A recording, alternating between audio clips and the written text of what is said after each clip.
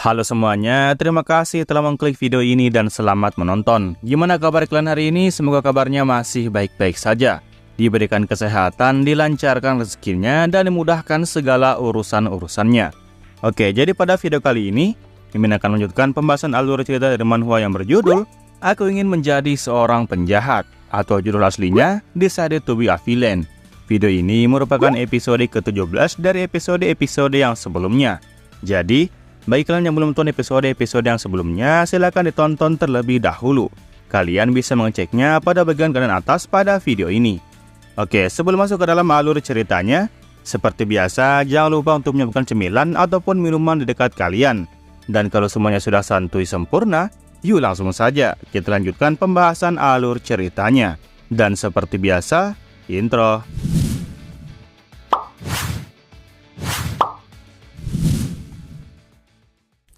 Oke, setelah kejadian Respol, Purson, dan Kim-san kemarin, kita kemudian beralih kepada Kitae. Kitae rupanya sedang bekerja sebagai cleaner di sebuah kedai atau bahkan rumah makan. Dan Kitae mendapatkan pujian dari bosnya karena telah bekerja dengan baik pada hari ini. Kitae membalas pujian dari manajernya itu dengan mengucapkan terima kasih. Dan Kitae bakalan membereskan sisanya setelah manajer pulang beserta dengan istrinya. Sang manajer hanya bisa tertawa sebentar dan mengatakan indahnya masa muda. Kitae bahkan masih mempunyai tenaga untuk membereskan sisanya setelah dia bekerja full seharian ini. Dia bekerja dari pagi sampai malam. Kitae benar-benar punya banyak tenaga. Sang istri juga balik memberikan ucapan terima kasihnya kepada Kitae dan berpamitan kepadanya sembari mengatakan sampai jumpa besok. Nah, setelah manajer telah pergi, Kitae pun lanjut bersih-bersih di kedai tersebut. Sembari mengepel lantai, Kitae pun juga sambil bersenandung dan berkata kalau setelah satu hari ini sungguh sangatlah memuaskan. Kitae sudah tidak sabar untuk cepat menyelesaikan tugas bersih-bersihnya ini dan lekas pulang buat langsung mampir minum bir di warung. Kitae nampak tersenyum karena sangat menantikan hal tersebut.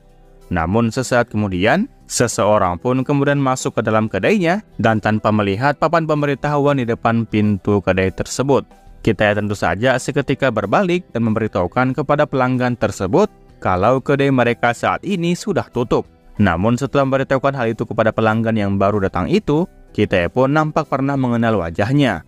Kitae berusaha mengingat-ingat perihal siapakah tuan yang datang itu. Yang datang itu rupanya adalah Chong Jong-soo.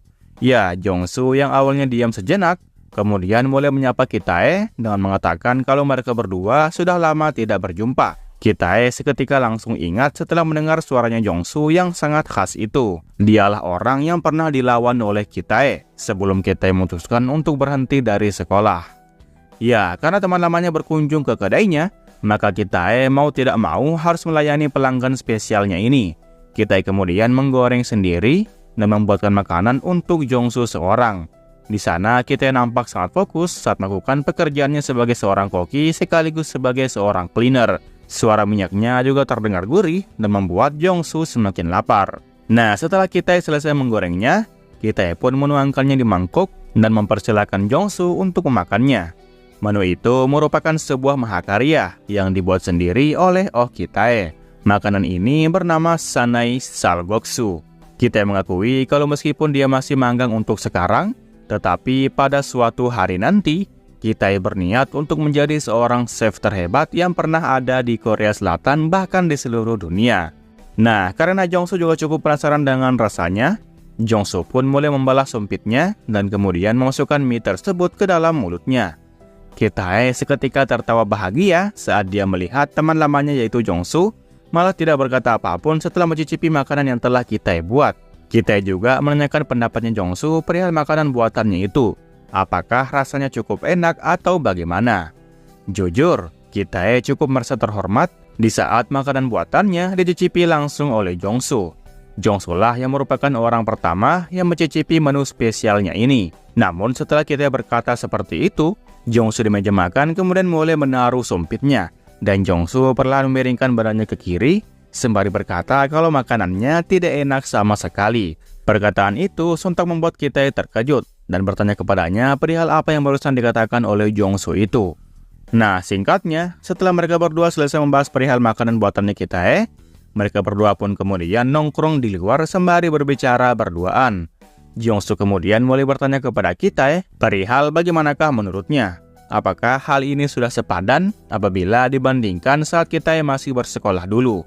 Kitae dengan terus terang mengatakan kalau pada setiap harinya dia serasa menghadapi medan perang dan tidak berhenti sampai jam tertentu. Kitae kembali tertawa setelah dia mengungkapkan hal tersebut. Jongsu juga mencoba buat tertawa dan setelah itu balik bertanya lagi. Sepertinya Kitae di tempat ini sangat menikmati pekerjaannya. Bahkan setelah mendengar kalau Kitae berkeinginan untuk menjadi seorang chef yang terbaik di dunia, membuat Jongsu sendiri cukup terkejut dibuatnya. Kitae langsung membalas kalau perkataannya barusan itu hanyalah sekedar basa-basi doang. Menjadi chef dunia adalah sesuatu hal yang tentu sangat sulit buat dicapai oleh Kitae pada saat ini. Dan di sini, Kitae juga sempat menyadari sesuatu. Ternyata perkataan tentang dunia itu memang luas, rupanya beneran adanya. Setelah dia keluar dari sekolah kemarin-kemarin, Kitae pun menyadari hal tersebut dan memutuskan untuk mengasah skillnya buat menjadi seorang chef di sebuah kedai makanan. Jongsu kemudian mulai menanyakan sesuatu hal yang selama ini membuat pikiran Jongsu merasa terbebani. Dia bertanya kalau apakah Kak Kitae tidak membencinya setelah kejadian terakhir kali itu. Jongsu jelas-jelas sudah mengusir dia dari sekolah dengan cara pengejut di saat berhadapan 1 lawan 1 dengan Kitae. Pada saat itu, Jongsu menggunakan cara curang, yaitu dengan menggunakan knuckles pada pertarungan terakhir mereka. Kitae awalnya tidak paham dengan pertanyaan dari Jongsu ini. Kitae yang mencoba menahan tawanya, dia mengatakan bahwa dia tidak membenarkan hal tersebut. Setelah Kitae pikir-pikir lagi, ternyata apa yang waktu itu Jongsu katakan kepadanya rupanya memanglah sebuah kebenaran. Jongsu tidak tahu perihal perkataan apa yang dimaksud oleh Kitae. Kitae melanjutkan dengan menegaskan kata bully. Bukankah Jongsu sebelumnya sudah memberitahunya kalau mereka ini tidak lebih dari seorang membuli di sekolah mereka? Awalnya Kitae sempat kepikiran kalau hal itu cukup berbeda dari seorang pembuli. Tetapi setelah dipikir-pikir ulang, ternyata rupanya sama saja. Kitae akhirnya tersadar dari kebodohannya selama ini, dan Kitae kembali tertawa setelah dia berkata seperti itu. Jongsu ikutan membenarkan perkataan dari Kitae, dan juga ikutan tertawa sebentar. Kitae kemudian mulai menjadi kesal, dan menyuruh Jongsu untuk jangan sombong dulu. Jongsu membalas kalau bagaimana dia tidak bisa sombong, di saat Kitae sendiri yang mengakui kebodohannya itu. Mereka berdua nampak tertawa lepas setelah membahas hal ini. Nah, sesaat kemudian, Jongsu pun mulai memutuskan tujuannya lagi, dan dia pun kini mulai berjalan meninggalkan Kitae di belakangnya. Jongsu beralasan kalau ada sesuatu hal yang harus dia lakukan di tempat lain. Jadi Jongsu pun berpamitan kepada Kitae untuk pergi duluan. Mendengar alasan dari Jongsu, Kitae pun balik menanyakan perihal mengapa Jongsu terlihat buru-buru sekali. Apakah telah terjadi sesuatu hal yang membuatnya khawatir sampai saat ini? Jongsu di sini tidak memberitahukan alasannya kepada Kitae, melainkan Jongsu hanya minta maaf kepadanya untuk kejadian di atap pada waktu itu. Dan Jongsu terus terang akan selalu mendukung Kak Kitae untuk bisa menjadi chef yang hebat di masa depan nanti. Kitae meminta kepada Jongsu untuk tidak berkata seperti itu. Kata-katanya tadi sungguh sangatlah memalukan saat didengar. Kitae meminta Jongsu untuk kembali menghubunginya nanti, dan mereka berdua akan minum bersama di lain waktu. Jongsu membalas kalau itu pun jikalau ada waktu. Tetapi untuk sekarang ini, Jongsu dengan tegas menolak ajakan minum dari Kitae. Di dalam hatinya Jongsu rupanya masih memiliki dendam yang sangat mendalam terhadap iblis yang telah menyerangnya beberapa hari yang lalu itu. Jongsu setidaknya harus bisa membunuh iblis tersebut, jikalau ingin semua orang bisa selamat dari ancamannya. Nah, setelah adegan pertemuan Kitae dan Jongsu sudah selesai, kita kemudian kembali ke situasi Kim San pada saat sekarang ini. Mereka bertiga nampak masih saling tetap-tetapan satu sama lain. Setelah Respol berhasil memojokkan Purson, dan Kim San juga berhasil mengenal pahlawan itu yang ternyata merupakan pahlawan Respol. Respol mengakui kalau Purson benar-benar merupakan orang yang tangguh, karena bisa membuatnya sampai menjadi seperti ini. Tetapi meskipun begitu, perjuangannya Purson sepertinya hanya bisa sampai di sini saja. Purson di lain sisi nampak hanya batuk-batuk, dan dia tidak membalas perkataan dari Respol. Respol kemudian berjalan mendekat ke arah Purson, dan Kim San diabaikan di belakangnya. Kim San di belakang mencoba memastikan kembali kalau yang datang itu beneran adalah pahlawan Grigori Respol. Di sini Kim San seketika langsung kembali teringat pada pertemuan pertamanya dengan Respol dulu.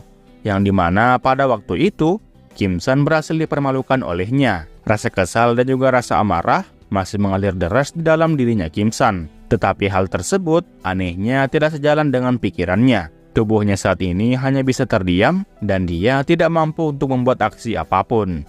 Di sini Kim San nampak menatap ke arah Respol dengan tatapan yang penuh dengan kebencian. Respol kemudian mulai memberitahu Purson, jikalau Purson berani bertindak lebih jauh lagi, maka Purson dijamin bakalan mati di tempat ini. Jadi jikalau Purson tidak ingin mati dengan cepat, maka sebaiknya dia berhenti melakukan sesuatu hal yang tidak perlu.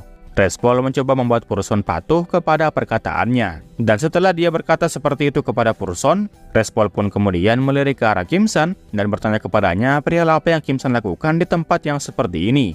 Tempat ini dikenal cukup berbahaya.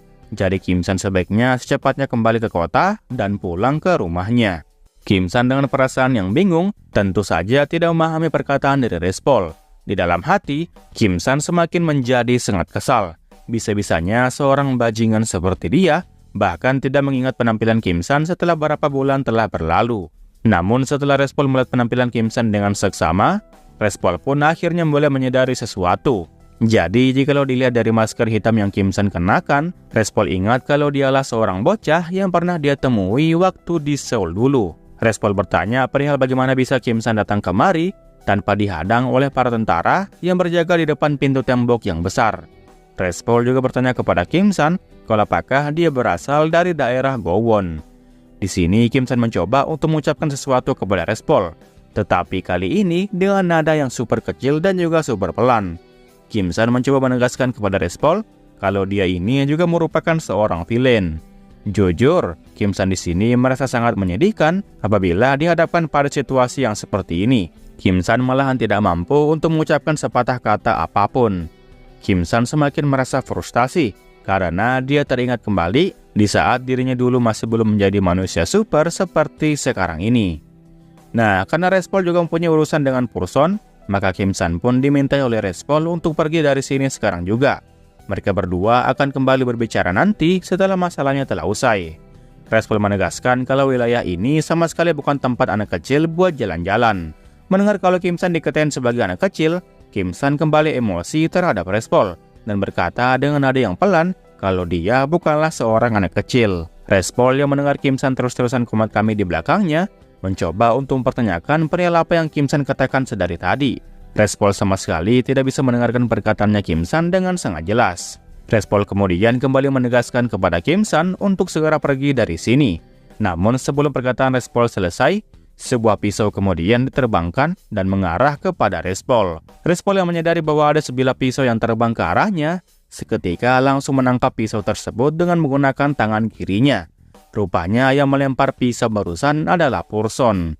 Respol sampai dibuat sangat lelah setelah dia melihat kalau Purson melemparkan senjata ini kepada dirinya. Sepertinya Purson benar-benar tidak mempunyai banyak hal lagi yang tersisa untuk dia sesali selama ini.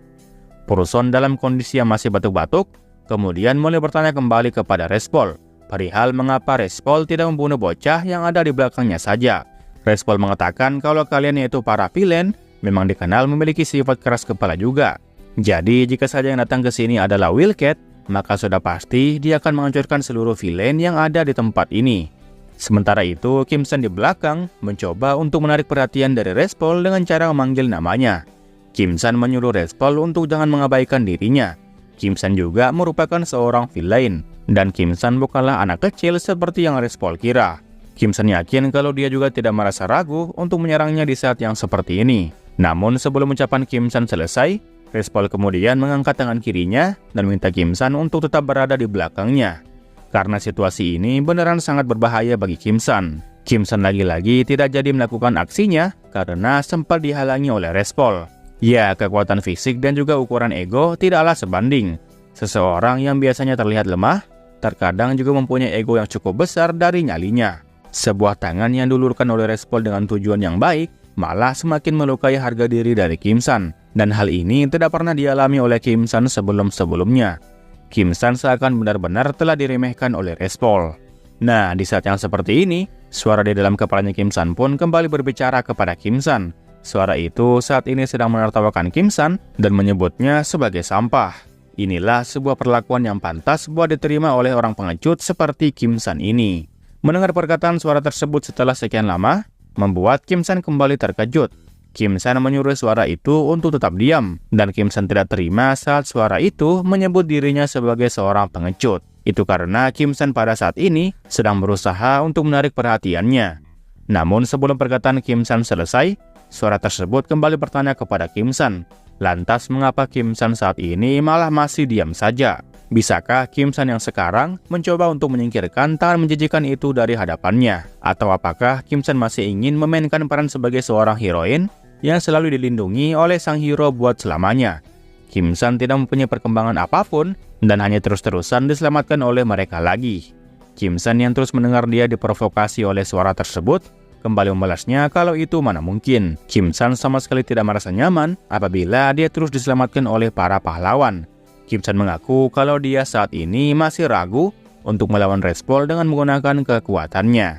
Kim San di sini nampak memperhatikan punggung dari Respol dan terus saja menguatkan hati nuraninya. Nah, karena Kim San terus saja melawan, suara itu pun kembali menyebutkan Kim San dengan kalimat yang lebih sadis lagi. Suara itu bahkan menyebut Kim San sebagai sampah dan juga seorang pengecut. Dia bertanya perihal apa yang Kim San pikirkan lagi di saat yang seperti ini. Kim San mencoba untuk melawan suara di dalam kepalanya itu dan balik mengatakan kalau dia tidak memiliki niat yang seperti itu. Memangnya suara itu tahu apa tentang dirinya Kim San? Suara itu kemudian menegaskan kepada Kim San kalau Kim San saat ini jelas-jelas sedang takut dan tidak ingin berhadapan dengan pahlawan itu. Kim San bahkan disebut sebagai dasar bajingan, dan Kim San selama ini hanya menyanyiakan kekuatan yang suara itu miliki.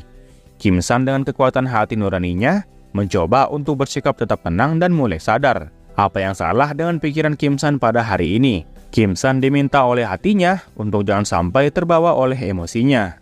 Kim San harus berkonsentrasi agar suara di dalam kepalanya itu tidak lagi terdengar olehnya. Suara hati nuraninya Kim San selalu berusaha untuk membuat Kim San tetap fokus, agar pikirannya tidak diambil alih oleh suara tersebut. Nah, mengetahui Kim San terus saja menolak melakukan hal jahat, suara itu pun mau tidak mau harus kembali mengambil alih tubuh Kim San dan akan menggantikan Kim San buat melakukan tindakan jahat tersebut. Kim San seketika terkejut saat dia mendengar kalau suara itu ternyata bisa menggantikan perannya Kim San. Kim San diancam oleh suara itu kalau dia akan menunjukkan kepada Kim San yang merupakan seorang pengecut perihal kekuatan yang dia miliki sesungguhnya. Kim San di sini hanya bisa melotot ke depan dan dia tidak membalas kalimat apapun. Nah, karena Kim San sejauh ini hanya diam saja, Respol pun kembali meminta kepada Kim San untuk secepatnya berlindung di belakang dirinya. Respol akan mengantar Kim San buat pulang nanti apabila dia sudah selesai mendudukan Purson di tempat ini. Respol yakin kalau Purson itu sepertinya tidak mempunyai niatan untuk menyerang Kim San. Itu karena jika dilihat dari kepribadian yang Purson miliki. Tetapi hanya untuk berjaga-jaga, Kim San sebaiknya mulai berlindung di belakangnya. Namun di saat Respol selesai berkata seperti itu, dia pun terheran saat dia merasakan sesuatu hal yang malah menancap dari arah belakangnya. Respol rupanya terkena serangan dari bagian belakangnya.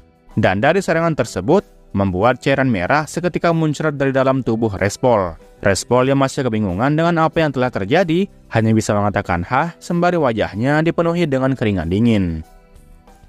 Oke lah, mungkin sekian alur cerita manhwa kali ini. Jangan lupa untuk meninggalkan jejak di video ini berupa komentar dan juga like-nya. Oke, terakhir nama gua Rusdi. Sampai jumpa di video berikutnya. Assalamualaikum.